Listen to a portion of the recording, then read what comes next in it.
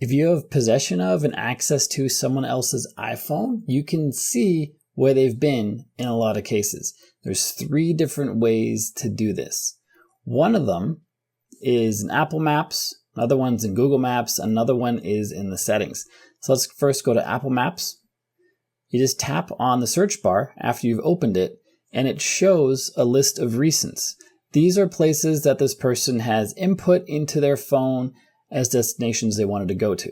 These can, of course, be deleted by that individual, but if they haven't deleted it, it'll be listed here. Google Maps has a similar thing. So depending which app they're using, just tap on the search bar, it might show different data. And of course, this data can be cleared by that person. So this might not be the most reliable place, but it is a place to look. The most reliable place, there's a secret setting that's on by default that Apple buries deep in the menus that it uses to track your location and the location of all iPhone users. That's in the settings.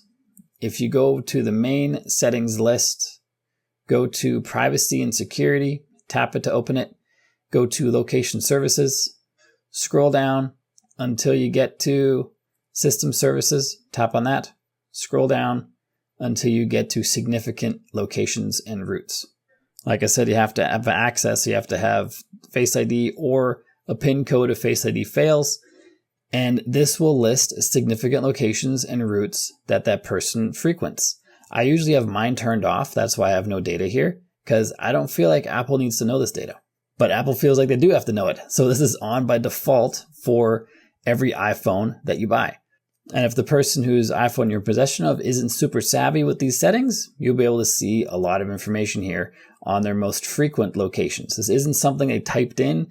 This isn't something they chose in a certain app. This is the iPhone detecting where it is in the world and detecting that they go to that place often, and then it's listed here. Again, mine's empty because I usually have this turned off. It's not something that I really want Apple to know about. And the person, if they're aware of this, can also clear the history of this section as well. If you want to scam proof your phone, this is what you want to check out right here. It's a free PDF I created for you. Just scan this QR code or click the link in the top of the description or the pinned comment. You can access this for free and scam proof your phone in the next few minutes. And if you want to know all the ways that iPhone is tracking you and sending your data to Apple and third parties, then this video shows you all the settings you have to turn off to make sure that your privacy is intact. So check that out next. If you have value from the video you just watched, like and subscribe to let me know, and I'll see you on this one.